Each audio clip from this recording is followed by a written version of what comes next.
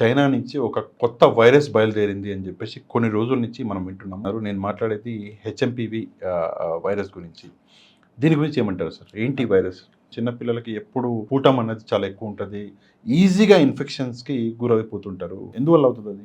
గురక పెట్టడం. లావు ఉన్నవాళ్ళు అని మాత్రమే కాదు, కొంతమంది స్లిమ్‌గా ఉంటారు గానీ, వాళ్ళు కూడా గురక పెడుతుంటారు. ఇది ఎందువల్ల వస్తుంది ఈ గురక అన్నది? స్ట్రెస్.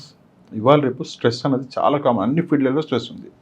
ఈ స్ట్రెస్ అనేది లంగ్స్‌ని ఏమైనా ఎఫెక్ట్ చేస్తదా సార్? హలో ఫ్రెండ్స్, నేను మీ Ahmed Pasha. Welcome to the media report.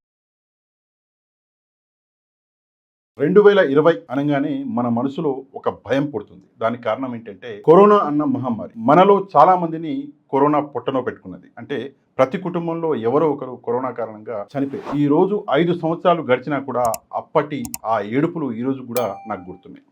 ఆ సమయంలో చాలామంది కరోనా బారిన పడ్డ పేషెంట్లకి హెల్ప్ చేయడం జరిగింది. వాళ్ళనే మనము ఫ్రంట్ లైన్ వారియర్స్గా గౌరవించుకున్నాం. కాకపోతే నాకు తెలిసిన ఒక వారియర్ డాక్టర్ రామ్ నరసింహారెడ్డి గారు, సీనియర్ పల్మనాలజిస్ట్, ఈరోజు మనతో పాటు ఉన్నారు. ఆయనతో మాట్లాడదాము. నమస్కారం సార్. నమస్కారం అండి. సార్, క్వశ్చన్స్లోకి వెళ్ళడానికి ముందు ఒక ప్రశ్న, అంటే 2020 నుంచి నేను ఒక ప్రశ్న అడగాలనుకుంటున్నాను. అది పర్సనల్ క్వశ్చన్. జనరల్గా మనం చూసుకుంటే స్పెషాలిటీలు, ఎంబీబీఎస్ చేసిన తర్వాత స్పెషాలిటీలు చూసుకుంటే పేషెంట్ నుంచి డాక్టర్కి ఏదైనా సరే డిజీజ్ సోకడం అనేది వేరే స్పెషాలిటీలలో జరగదు. ఫర్ ఎగ్జాంపుల్ కార్డియాలజీ ఉంది, పేషెంట్ నుంచి డాక్టర్కి డిజీజులు సోకవు. ఫర్ ఎగ్జాంపుల్ ఆర్థోపెటిక్స్ ఉంది. కానీ మీ ఫీల్డ్లో అంటే పల్మనాలజీలో మాత్రము పేషెంట్ నుంచి డాక్టర్కి డిజీజెస్ వచ్చే అవకాశం ఉంటుంది. అంటే రిస్కీ ఫీల్డ్. ఈ ఫీల్డ్ని ఎందుకు ఎంచుకున్నారు సార్? మీ మోటివేషన్ ఏంటి? బేసిక్గా 2 కారణాలు. ఒకసారి మెడిసిన్లోకి వచ్చినాక ప్రజలకు సేవ చేయాలంటే మనం ఏదైనా వాళ్ళకి జబ్బులు ఎప్పుడు వస్తున్నాయి, వాటిని ఎలా నయం చేయాలి, అవి రాకుండా చేయడానికి మార్గాలు ఏంటి, వాటిని చేయడానికి మనమే ధైర్యంగా లేకపోతే, మనమే దాన్ని ఎదుర్కోలేకపోతే ఇంకా సాధారణమైన ప్రజలు వాళ్ళకి ఇబ్బంది ఎక్కువగా ఉంటుంది. సో అందుకని అదొకటి. 2 ఆప్షన్స్, మనకు ఉండే ఆప్షన్స్ కూడా అప్పుడు మనం రాసిన ఎగ్జామ్స్లో ర్యాంక్స్ మనకు తెలిసి, ఇప్పుడు నీట్ అవన్నీ ఉండినాయి. అప్పుడు నీట్ లేదు నేను పీజీ చేసినప్పుడు. సో మనకున్న ఆప్షన్స్లో ఇదైతే డైరెక్ట్గా పేషెంట్స్తో కమ్యూనికేట్ చేయగలం మనము. దీంతోపాటు ఇంకా కొన్ని డిపార్ట్మెంట్స్ కూడా, అంటే మెడిసిన్ కానీ లేకపోతే ఈఎన్టీ డిపార్ట్మెంట్ కానీ పేషెంట్ నుండి వచ్చే అవకాశం ఉంటుంది. ఇది ఒకటనే కాదు, బట్ ఇందులో ఖచ్చితంగా, ఎందుకంటే majority of diseases in pulmonology are transmittable, ఒకరి నుంచి ఒకరికి వ్యాపిస్తుంది. అంటే మీ ఫీల్డ్లో అంటే జనరల్ ఫిజిషియన్ దగ్గరికి వెళ్తారు, కానీ మీ దగ్గరికి వచ్చే కేసులని క్రానిక్ కేసెస్ ఉంటాయి. అంటే మీకు అవకాశాలు ఎక్కువ. అది నేను అవును. కాకపోతే సార్, ఇంకో విషయం ఏంటంటే ఇప్పుడు ప్రస్తుత 2025 ఈ సంవత్సరంలో మనకి కామన్గా ఉండేటటువంటి లంగ్ డిసీజెస్ ఏంటి? మనం అంటే రెగ్యులర్గా చూసే లంగ్ డిసీజ్ అంటే మామూలుగా ఉండేది సీజనల్ ఇన్ఫెక్షన్స్. అది ఎవ్రీ ఇయర్ వస్తుంది సీజన్లో. అంటే వర్షాకాలం మొదలైనప్పుడు ఫ్లూ, ఆ తర్వాత చలికాలంలో కూడా మళ్ళీ ఒకసారి ఫ్లూ కానీ రెస్పిరేటరీ సిన్సిషియల్ వైరస్ వస్తుంది. ఎండాకాలంలో రేర్గా అడినో వైరస్ ఇన్ఫెక్షన్స్ వస్తాయి, రేర్ అది. బట్ ఇది కామన్గా ఉంటుంది. బట్ సీజనల్గా అంటే మళ్ళీ ఆస్తమా ఉంటుంది. సిఓపిడి అనేది సీజనల్గా కాదు, బట్ అది కూడా సీజనల్గా ఎందుకు ఫ్లక్చుయేట్ అవుతుందంటే ఎప్పుడైనా ఈ వైరల్ ఇన్ఫెక్షన్స్ కానీ బ్యాక్టీరియల్ ఇన్ఫెక్షన్స్ కానీ లంగ్స్లోకి వచ్చినప్పుడు ఆల్రెడీ లంగ్స్లో ఉన్న ప్రాబ్లం ఫ్లేర్ అప్ అవుతుంది. ఆల్రెడీ వారికి ఆక్సిజన్ సరిగా అందకపోవడం, ఆయాసం ఉండడం, లేకపోతే ఆయాసం లేకపోయినా లంగ్స్ బాగుండవు కాబట్టి దాని మీద ఇంకొంచెం ఎఫెక్ట్ పడితే అప్పుడు ఆ ఆయాసం పెరిగిపోతుంది వాళ్ళకి. ఓకే, మీరు కరోనాలో సర్వీస్ చేశారు పేషెంట్, నేను దగ్గర నుండి చూశాను. బెడ్స్ దొరకని రోజులు అవి, ఒక ఆక్సిజన్ సిలిండర్ దొరకని రోజులు అవి. మీ సర్వీస్ నేను చూశాను. ఒక క్వశ్చన్ సార్, మీకు కరోనా వచ్చిందా సార్? లేదండి, లేదు. భగవంతుడి దయ వలన కోవిడ్ అంటే చాలా మంది ఆశీస్సులు, దీవెనలు పేషెంట్స్ కూడా ఉన్నాయి కదా సార్, అందుకే. ఇంకో విషయం సార్, కామన్గా నేను ఈరోజు చూసేది, జనరల్గా ఏదైనా ఇష్యూ వచ్చింది, ఫర్ ఎగ్జాంపుల్ దగ్గు వచ్చింది అనగానే పేషెంట్స్ డాక్టర్ దగ్గరికి వెళ్ళడం మానేసి డైరెక్ట్గా మెడికల్ షాప్ దగ్గరికి వెళ్ళి ఫలానా ట్యాబ్లెట్ ఇవ్వండి అని చెప్పేసి యాంటీబయాటిక్స్ని పారాసెటమాల్ కంటే ఘోరంగా తినేస్తున్నారు. దానివల్ల ఏముంటుంది సార్? సైడ్ ఎఫెక్ట్స్ ఏంటి? అది తీసుకోవడం వల్ల నష్టాలు ఏంటి? ఒకటి, యాంటీబయాటిక్స్ వైద్యుల పర్యవేక్షణలో తీసుకోకపోవడం వలన రెసిస్టెన్స్ డెవలప్ అవుతుంది. దానివలన అది తీసుకున్న వాళ్ళకే కాకుండా సొసైటీ మొత్తానికి కూడా ఇబ్బంది అవుతుంది. ఎందుకంటే ఏవైతే బ్యాక్టీరియా అది తీసుకోవడం ఎలా తీసుకుంటారో, ఒక కోర్స్ లాగా తీసుకోరు. 1 రోజు 2 రోజులు లేదు ఇది తగ్గలేదని ఇంకో యాంటీబయాటిక్. అది ఎందుకంటే వాళ్ళకి తెలియదు, అవును. సొంతంగా వాళ్ళకి నాలెడ్జ్ ఉండదు. కొన్ని మెడికల్ షాప్ వాళ్ళు కూడా అంత ఎక్కువగా నాలెడ్జ్ ఉండదు, వాళ్ళు కూడా క్లియర్గా చెప్పలేరు. వాళ్ళు అడిగినందుకు ఒకటో రెండోనే ఇచ్చి పంపించేస్తారు. దాంతో రెసిస్టెన్స్ అనేది వస్తే ఆ రెసిస్టెన్స్ అనేది బ్యాక్టీరియాకి రెసిస్టెన్స్ ఒకసారి వచ్చినప్పుడు ఆ రెసిస్టెన్స్ వచ్చిన బ్యాక్టీరియా స్ప్రెడ్ అవ్వడం స్టార్ట్ అవుతుంది. సో దానివల్ల సొసైటీకి ఒకటికే కాకుండా ఓవరాల్ సొసైటీకి కూడా ఇబ్బంది అది.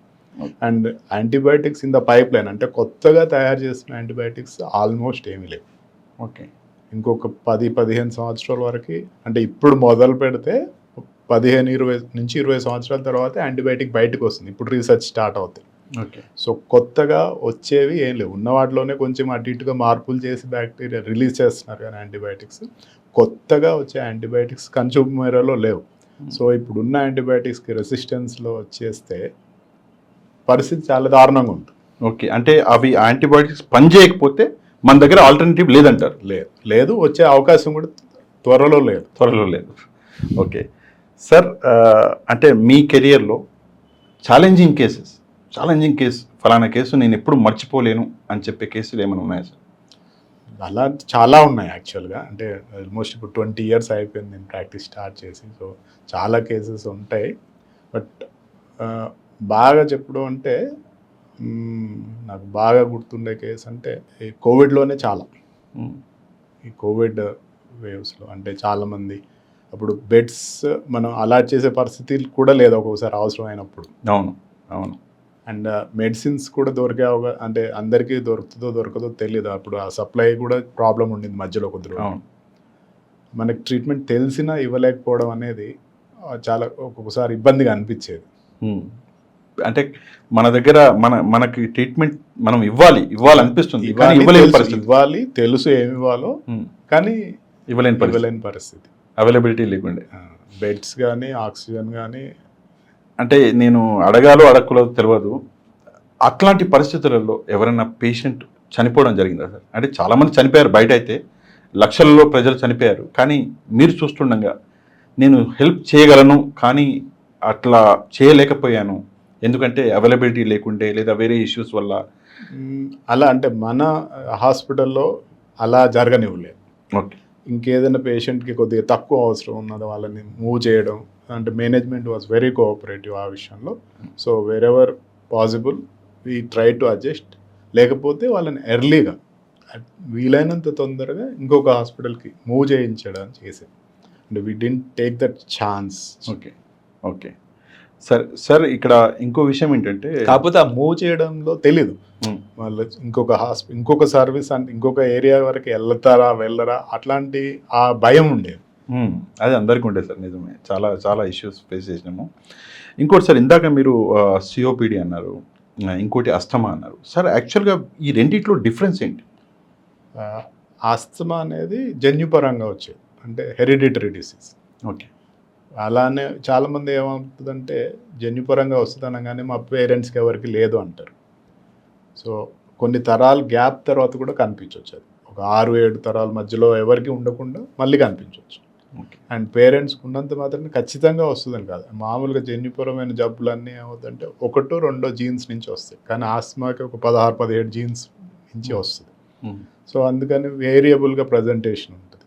2 ఆస్మాకి ఒకటి జన్యుపరంగా మనలో ఆ రియాక్టివిటీ అనేది ఉండాలి. ఆస్మా అంటే మన శరీరం మామూలుగా కనిపించే మాలిక్యూల్స్ ఏవైతే గాల్లో ఉంటాయో వాటికి ఎక్కువగా రియాక్ట్ అవుతుంది. యాక్చువల్గా బాడీ ఎక్కువ రియాక్ట్ అవుతుంది. హైపర్ రియాక్టివ్ ఎయిర్వేటిసిస్ అంటే బాడీ ఎక్కువ రియాక్ట్ అవుతుంది అవసరానికి మించి.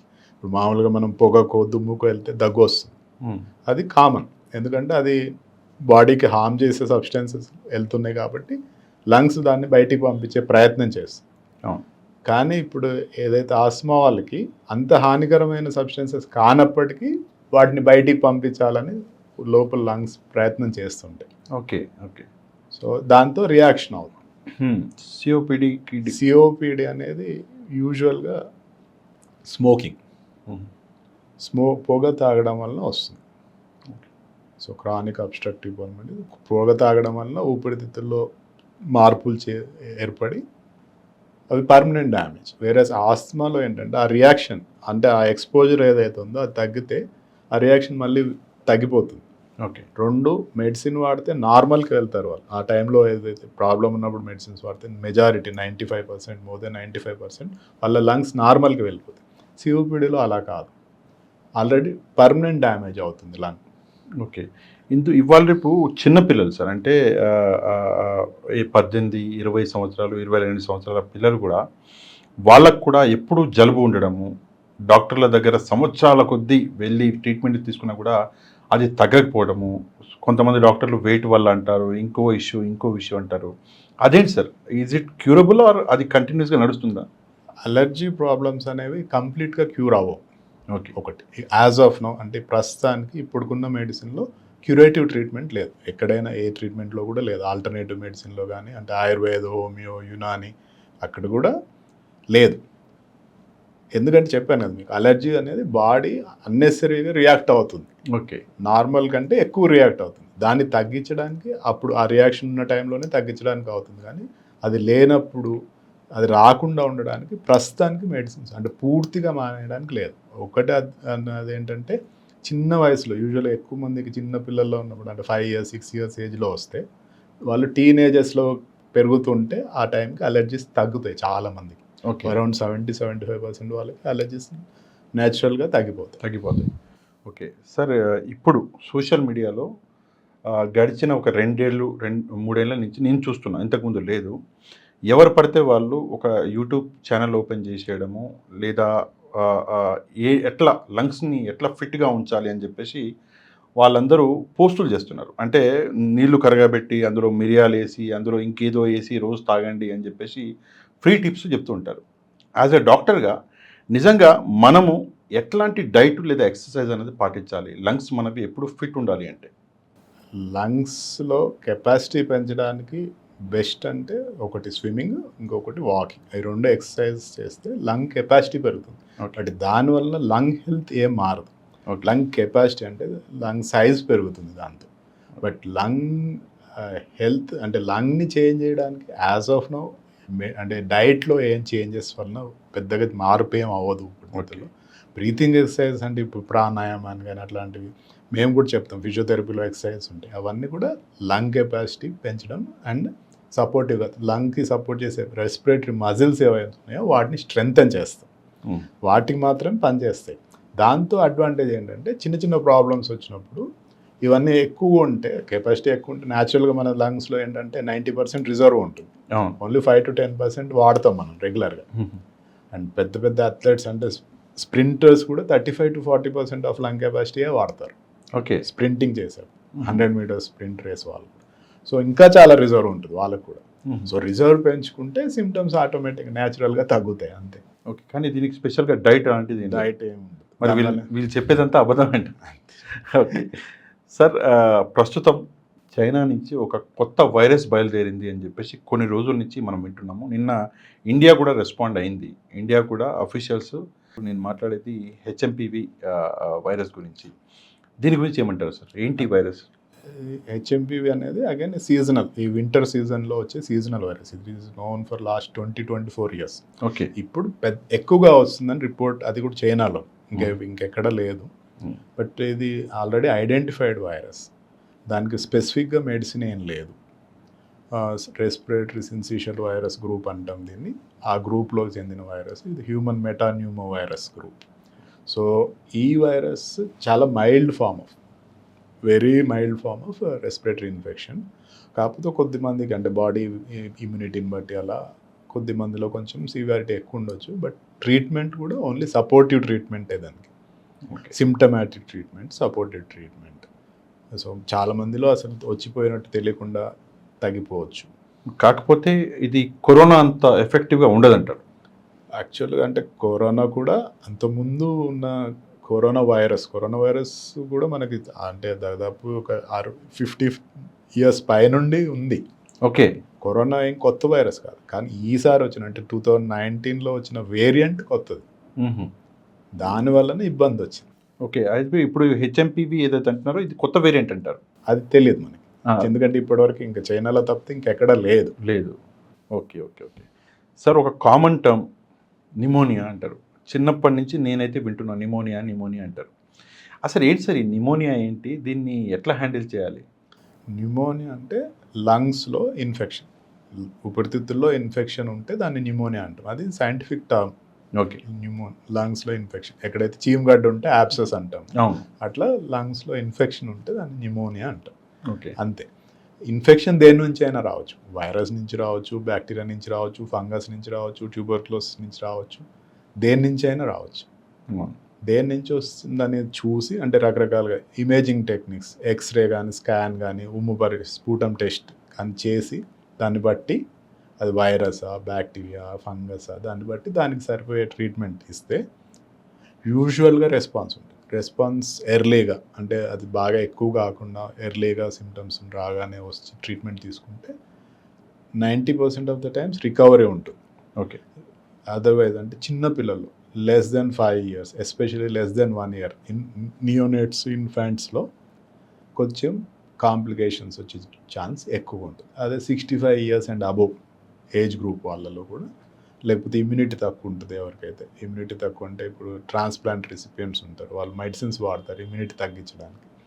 తర్వాత ఈ హెచ్ఐవి ఉన్న వాళ్ళు కానీ, క్రానిక్ డిసీజెస్ అంటే షుగర్ కానీ, కిడ్నీ డిసీజ్ కానీ, అంటే క్రానిక్ కిడ్నీ ప్రాబ్లమ్స్ ఉన్న వాళ్ళకి కూడా ఇమ్యూనిటీ తక్కువ ఉంటుంది వాళ్ళకి.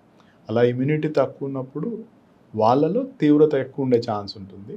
అండ్ నార్మల్గా ఏమవుతుందంటే ఒక్కొక్కసారి బ్యాక్టీరియా అనేవి అందరిలో వచ్చే బ్యాక్టీరియా వేరే ఉంటుంది. ఇలా ఇమ్యూనిటీ తక్కువ ఉన్న వాళ్ళల్లో సాధారణమైన బ్యాక్టీరియా, అంటే మామూలుగా ఎక్కడ పడితే అక్కడ ఉండే బ్యాక్టీరియా కూడా వాళ్ళకి ఇన్ఫెక్షన్ కాజ్ చేస్తుంది. ఓకే. దాంతో ఏమవుతుందంటే అవన్నీ యాంటీబయాటిక్ రెసిస్టెంట్ ఉంటాయి. అలాంటి బ్యాక్టీరియా, ఎక్కడ పడితే అక్కడ కనిపించే బ్యాక్టీరియా అనేది యాంటీబయాటిక్స్కి రెసిస్టెంట్గా ఉంటుంది. ఓకే. సో దాంతో వాళ్ళకి ఇబ్బంది ఎక్కువ అవుతుంది. ఓకే. సార్, నిమోనియా కాకుండా అంటే చిన్నపిల్లలకి నిమోనియా కాకుండా ఈ లంగ్స్ ప్రాబ్లమ్స్ అంటే చాలాసార్లు చూస్తాము. చిన్నపిల్లలకి ఎప్పుడు అది ఏమంటారు, స్ఫూటం అనేది చాలా ఎక్కువ ఉంటుంది, ఈజీగా ఇన్ఫెక్షన్స్కి గురైపోతుంటారు. వాళ్ళకి నిమోనియా కాకుండా ఇంకేమున్నాయి సార్ ఛాన్సెస్? ఎందువల్ల అవుతుంది అది? యూజువల్గా చిన్నపిల్లలకి న్యూమోనియా ఒకటి, సైనస్ ఇన్ఫెక్షన్ ఒకటి. ఎందుకంటే గాలి ఎక్స్పోజ్డ్ ఉంటుంది, రెస్పిరేటరీ సిస్టమ్ అనేది కంటిన్యూస్గా అవుట్ సైడ్ అట్మాస్ఫియర్కి ఎక్స్పోజ్డ్ ఉంటారు. సో అండ్ అప్ టు ఇందాక చెప్పినట్టు 5 years ఏజ్ లోపు వాళ్ళకి ఇమ్యూనిటీ ఇంకా ఫుల్గా డెవలప్ అవ్వదు. అందుకని ఇప్పుడు వ్యాక్సినేషన్స్ వచ్చినాక కొంచెం తగ్గింది, అంటే సివియారిటీ రావడం, మొత్తం ఇన్ఫెక్షన్ రాకుండా లేకపోయినా సివియారిటీ ఆఫ్ డిసీజ్ అయితే తగ్గుతుంది వ్యాక్సిన్స్ ఇవ్వడం వలన. ఎస్పెషల్లీ ఇప్పుడు ఫ్లూ వ్యాక్సిన్ సంవత్సరానికి ఒకసారి, తర్వాత న్యూమోకాకల్ వ్యాక్సిన్ ఉంది. సో సివియర్ న్యూమోనియా కాజ్ చేసే మేజర్ ఆర్గానిజమ్స్కి వ్యాక్సిన్స్ ఉన్నాయి. ఓకే. ఓకే సార్, ఇంకో ఇష్యూ అంటే ప్రతి ఇంట్లో ఉండే ఇష్యూ గురక పెట్టడం. జనరల్గా మనం చూస్తాము, లావు ఉన్న వాళ్ళు అని మాత్రమే కాదు, కొంతమంది స్లిమ్గా ఉంటారు కానీ వాళ్ళు కూడా గురక పెడుతుంటారు. అంటే శ్వాస అన్నది నిద్రలో ఆడదు అని చెప్పేసి కూడా అంటుంటారు.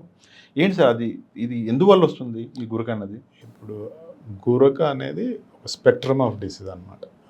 అబ్స్ట్రక్టివ్ స్లీప్ యాప్నియా అంటారు. అంటే నిద్రలో శ్వాసనాళం మూసుకుపోతుంది, అదే అబ్స్ట్రక్టివ్ స్లీప్ యాప్నియా. అంటే ఊపిరి ఆడదు, దాంతో శ్వాసనాళం మూసుకుపోవడం, గొంతులో ఊపిరి ఆగిపోవడం వల్ల కిందికి ఆక్సిజన్ వెళ్ళకుండా, ఎయిర్ వెళ్ళదు ఇంకా అసలు లంగ్స్లో. సో బట్ గురక అనేది ప్రతిసారి దాని నుంచే రాదు. గురక రావడానికి చాలా కారణాలు ఉంటాయి. ముక్కులో ప్రాబ్లం ఉంటే రావచ్చు, సైనస్లో ప్రాబ్లం ఉంటే రావచ్చు, కొంతమందికి మీరు చూస్తారు మౌత్ సరిగా, అంటే టంగ్ పెద్దది ఉంటే, ఓకే, లేకపోతే అప్పర్ జా షేప్ డిఫరెంట్గా ఉంటే, ఇలా రకరకాల రీజన్స్తో గురక వస్తుంది. ఓకే. బట్ ఎప్పుడైతే శ్వాసనాళం మూసుకుపోయినప్పుడు వచ్చే గురక ఉంటుందో అది కొంచెం తీవ్రమైంది, అంటే దానికి ట్రీట్మెంట్ వేరేగా ఉంటుంది. దానికి స్లీప్ స్టడీ అని చేస్తాము, ఎంత ప్రాబ్లం ఉందని ఐడెంటిఫై చేసి దాన్ని రేట్ చేసి దాని ప్రకారంగా, అంటే ప్రస్తుతం ఉన్నదానికి ట్రీట్మెంట్ అంటే దాంట్లో ఓన్లీ ప్రెషర్తో ఎయిర్ పంప్ చేయడం. ఇందాక నేను చెప్పినట్టు పైన, అంటే ముక్కులో కానీ, నోట్లో కానీ, టంగ్లో కానీ, ఇక్కడ ఏదైనా టాన్సిల్స్, ఒకసారి టాన్సిల్స్ పెద్దది ఉంటే, అడినాయిడ్స్, చిన్నపిల్లల్లో గురక అంటే యూజువల్గా అడినాయిడ్స్ ఉంటాయి వాళ్ళకి, 7-8 years లోపు వాళ్ళకి గురక వస్తుంది. నోరు తెరిచి శ్వాస తీసుకుంటారు పడుకున్నప్పుడు, అలా ఉందంటే అడినాయిడ్స్ ఉంటాయి వాళ్ళు. సో వాటిని సైజుని బట్టి సర్జరీ చేయడం. ఈ పై ప్రాబ్లమ్స్ అయితే సర్జరీతో సెటిల్ అవుతుంది. బట్ ఇక్కడి నుంచి ఎప్పుడైతే గొంతు నుంచి కిందికి మూసుకుపోవడం స్టార్ట్ అవుతుందో అక్కడ ఆపరేషన్స్ ఏవి చేయడానికి వీలవు, చేసినా పెద్దగా సక్సెస్ అవ్వలేదు. ముందు మొదట్లో ప్రయత్నాలు చేశారు దాని గురించి, బట్ ప్రస్తుతానికి దానికి ఏంటంటే అది చేసి స్లీప్ స్టడీ అంటే రాత్రిపూట అన్ని పారామీటర్స్ చూస్తాం. నిద్ర ఇలా గురికి ఎన్నిసార్లు వస్తుంది, నిద్రలో మెలకు వస్తుందా, ఆక్సిజన్ ఏమైనా తగ్గిపోతుందా, హార్ట్ రేట్ ఎలా ఫ్లక్చువేట్ అవుతుందా అలా అయినప్పుడు, ఇవన్నీ రకరకాల పారామీటర్స్ చూసి దాన్ని బట్టి ప్రెషర్తో ఎయిర్ పంప్ చేయడానికి సిపాప్ అనే మిషన్ వాడతాం. ఓకే. అంటే గురకకి జనరల్గా ఒక ఒక కారణం ఏంటి అంటే వేస్ట్ సైజ్ పెద్దగా ఉండడం అంటారు. అంటే అదొకటే కారణం కాదు దీన్ని బట్టి. కాదు. ఓకే. స్లిమ్గా ఉన్నా కూడా రావచ్చు. Okay. Depends on these conditions. Weight తక్కువ ఉంటే అంటే ఇప్పుడు మనం ఇది చూస్తే జపాన్లో కూడా ఉంటుంది అబ్స్ట్రక్టివ్ స్లీప్ ఆప్నియా అని. ఓకే. సో మనం చూస్తే జపాన్లో 80% of them are slim. Okay. Sir ఇంకొక ప్రశ్న అంటే చాలా రోజుల నుంచి నేను కూడా ఆలోచిస్తున్నాను. స్ట్రెస్ ఇవాళ రేపు స్ట్రెస్ అనేది చాలా కామన్, అన్ని ఫీల్డ్లలో స్ట్రెస్ ఉంది. ఈ స్ట్రెస్ అనేది లంగ్స్ని ఏమైనా ఎఫెక్ట్ చేస్తుందా సార్? డెఫినెట్గా. అంటే ఇప్పుడు స్ట్రెస్ డైరెక్ట్గా ఎఫెక్ట్ చేయకపోయినా ఏమవుతుందంటే ఇన్ఫ్లమేటరీ సిస్టమిక్ ఇన్ఫ్లమేషన్ అంటాం దాన్ని. ఈ స్ట్రెస్ వలన కూడా బాడీలో ఒక ఇన్ఫ్లమేషన్ స్టార్ట్ అవుతుంది. ఓకే. సో దాంతో డెఫినెట్గా ఇప్పుడు ఇందాక మనం చెప్పినట్టు రకరకాల అంటే ఇప్పుడు అబ్స్ట్రక్టివ్ స్లీప్ ఆప్నియా ఒక లైఫ్ స్టైల్ డిసీజ్ అది. సో దాని నుంచి కూడా వస్తుంది. స్ట్రెస్లో నిద్ర సరిగా ఉండదు, నిద్రలేమి ఉంటుంది. అవును. సో దాని నుంచి వచ్చే ప్రాబ్లమ్స్ ఉంటాయి. అండ్ స్పెసిఫిక్గా లంగ్స్ మీద ఎఫెక్ట్ లేకపోయినా బట్ సిస్టమిక్ ఇన్ఫ్లమేటరీ రెస్పాన్స్ అనేది రకరకాల కెమికల్స్ బాడీలో రిలీజ్ అవుతాయి. ఓకే. అవి అన్ని ఆర్గన్స్తో పాటు లంగ్స్ పైన కూడా ఎఫెక్ట్ చూపిస్తాయి. ఓకే. అండ్ ఇది లంగ్ ట్రాన్స్ప్లాంట్ అని చెప్పేసి ఒక టర్మ్ యూజ్ చేస్తారు సార్. సార్ నిజంగా ఇది జరుగుతుందా? జరుగుతుంది. అంటే ఇప్పుడు బాగా అడ్వాన్స్ అయింది ఇండియాలో. ఇప్పుడు హైదరాబాద్లో కూడా 3-4 సెంటర్స్లో చేస్తున్నారు. ఓకే. బట్ లంగ్ ట్రాన్స్ప్లాంట్లో ప్రాబ్లం ఏంటంటే ఎక్కువ సార్లు లంగ్స్తో పాటు హార్ట్ కూడా చేయాల్సి వస్తుంది. ఓకే. క్రానిక్ డిసీజ్ ఉంటే లంగ్స్ పాడవడం వల్ల హార్ట్ మీద కూడా ఎఫెక్ట్ పడి హార్ట్ కూడా మోడిఫై అవుతుంది. సో లంగ్ అండ్ హార్ట్ రెండు చేయాల్సి వస్తుంది ఒకటి. రెండోది ఏంటంటే లంగ్స్ సైజ్. ఇప్పుడు కిడ్నీ అనుకోండి, ఉన్న కిడ్నీ అలానే ఉంచి ఇంకో కిడ్నీ తీసుకొచ్చి పెడతారు. అవును. ఆ కిడ్నీ ప్లేస్లో కిడ్నీ పెట్టరు. అవును. లంగ్స్లో అలా కుదరదు. ఎక్కడైతే లంగ్స్ ఉన్నాయో ఈ లంగ్స్ తీసి అక్కడే పెట్టాలి. సో ఫిట్ సైజ్ కూడా కావాలి. ఓకే. ఆ పర్సన్కి సరిపోయే సైజులో ఉన్న లంగ్స్ దొరికినప్పుడే ఓహో చేయడానికి అవుతుంది. ఇది పెద్ద ఇష్యూ కదా సార్. మరి చాలా అంత ఈజీ కాదు. ఈజీ కాదు. అండ్ సెకండ్ థింగ్ కంటిన్యూ ఇందాక మనం చెప్పినట్టు కంటిన్యూస్గా అవుట్ సైడ్ ఎయిర్కి ఎక్స్పోజ్ ఉంటుంది లంగ్స్. గాలి పీల్చుకుంటాం కాబట్టి సో అవును, outside area, outside ఎయిర్కి కంటిన్యూస్గా స్కిన్ తర్వాత లంగ్స్ హైయెస్ట్ ఎక్స్పోజ్డ్ అనమాట హ్యూమన్ బాడీలో ఆర్గన్స్. సో ఆ బయట నుంచి ఇన్ఫెక్షన్స్ వచ్చే ఛాన్స్ చాలా ఎక్కువ. ట్రాన్స్ప్లాంట్ అయినాక కూడా ఆ ట్రాన్స్ప్లాంట్ రిసీవ్ చేసుకున్న వాళ్ళు దాన్ని మెయింటైన్ చేయడం కూడా చాలా ఇబ్బంది. అంటే ట్రాన్స్ప్లాంట్ సక్సెస్ఫుల్ అవ్వడం కూడా కష్టం అంటారు. సక్సెస్ అవ్వడం అంటే ఇమీడియట్ సక్సెస్ ఒకటి, లాంగ్ టర్మ్ సక్సెస్ ఒకటి. Okay sir. ఇంకోటి జనరల్ టర్మ్లో లంగ్ క్యాన్సర్ అంటారు. ఈజీగా ఒక లంగ్ క్యాన్సర్ అన్న వర్డ్ వాడతారు. లంగ్ క్యాన్సర్ అన్నది అంటే స్టేజెస్ ఉంటాయి, that is okay. But lung cancer అనేది నిజంగా క్యూరబుల్ సార్? అంటే లంగ్ క్యాన్సర్ ట్రీట్మెంట్లో అంటే ఫస్ట్లో నేను పోస్ట్ గ్రాడ్యుయేషన్ చేస్తున్నప్పుడు అయితే చాలా బ్లీక్గా ఉండేది. ఎందుకంటే అది కనిపెట్టడమే లేట్ స్టేజెస్. యూజువల్గా 3rd స్టేజ్ 4th స్టేజ్ వస్తే కానీ తెలియదు ఉన్నట్టు. ఎందుకంటే లంగ్స్లో చాలా రిజర్వ్ ఉంటుంది అని ఇందాక చెప్పాను. సో బయటపడడానికే లేట్ అయ్యే ఛాన్స్ ఎక్కువ ఉండేది. ఇప్పుడు అంటే స్క్రీనింగ్ టెస్ట్లు అని ఉంటే మన హెల్త్ చెకప్స్ అవి ఎక్కువ చేసుకుంటున్నారు కాబట్టి కొద్దిగా ఎర్లీగా తెలుస్తుంది ఒకటి. 2 లేట్ స్టేజెస్లో కూడా కొన్ని రకాల అంటే లంగ్ క్యాన్సర్లో ఒక 4-5 రకాలు ఉంటాయి. కొన్ని రకాల లంగ్ క్యాన్సర్కి ట్రీట్మెంట్ బాగా అంటే అభివృద్ధి చెందింది. ఇప్పుడు ట్రీట్మెంట్ చాలా బాగా ఉంది. సర్వైవల్ కానీ క్యూర్ కానీ లాంగ్ టర్మ్ సర్వైవల్ అంటే 5 years పైన సర్వైవ్ అయిన వాళ్ళు నేనే చాలామందిని చూశాను. ఓకే. పాజిటివ్. ఇప్పుడు ట్రీట్మెంట్ అనేది ఇప్పుడు వేరే ఉంది. అండ్ సర్జన్స్ కూడా అంటే ఇంతకుముందు లంగ్స్ క్యాన్సర్కి సర్జరీస్ అసలు చాలా రేర్గా అయ్యాయి. ఇప్పుడు సర్జన్స్ కూడా బాగా ఎక్విప్డ్ అయ్యారు క్లియర్గా. అంటే మన దగ్గర కూడా జాయ్లో కూడా ఒక పేషెంట్ని ఫస్ట్ స్టేజ్లో లక్కీగా 35-year-old bye Joy hospital identify చేశాము. ఓకే. ఈ గాట్ ట్రీటెడ్ ఇన్ మన MNJ cancer hospital surgery. He comes for follow up. ఇప్పుడు 4 years కోవిడ్ టైంలో మీరు అందాక అడిగారు కదా, బాగా కోవిడ్లో యాక్చువల్గా కోవిడ్ కాకుండా క్యాన్సర్ ఐడెంటిఫై చేయడం అనేది అసలు okay that was a big thing. నేను ఒకసారి ఒక హాస్పిటల్ వెళ్ళాను సార్. హాస్పిటల్ పేరైతే నేను చెప్పను. అంటే వేరే అది చాలా రోజుల క్రితం అది.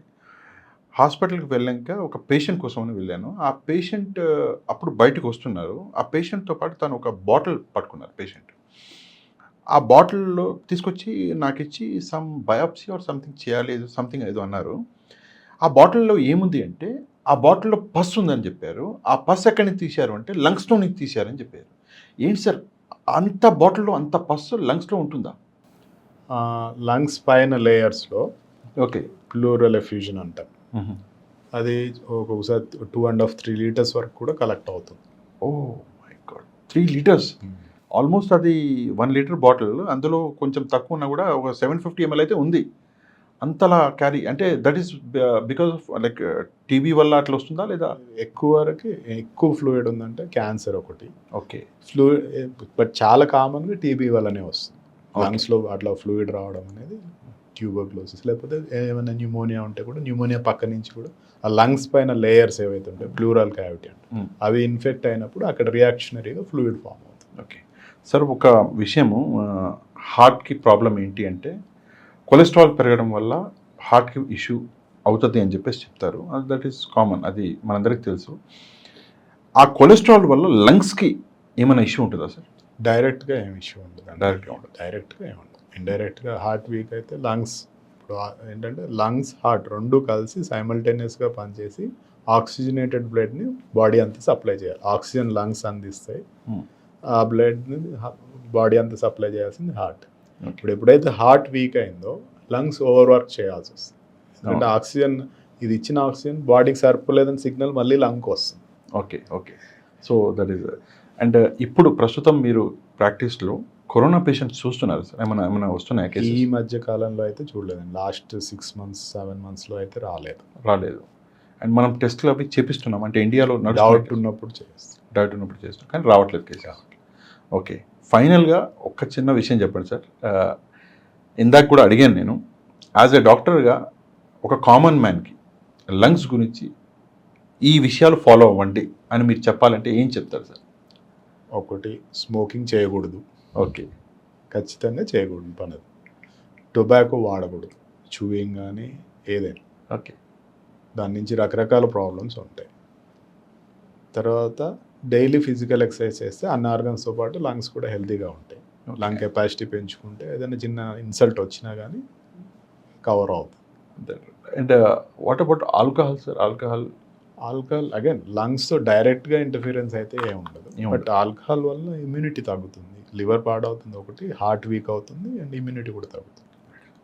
Thank you very much sir. Thank you for your valuable time. మీరు మీ టైం అక్కడ పేషెంట్స్ వెయిట్ చేస్తున్నారని తెలిసినా కూడా మీరు ఇక్కడికి వచ్చి మా స్టూడియోకి ఈరోజు మీ టైం ఇచ్చారు. Thank you very much for that sir. Thank you thank you for that. Thank you.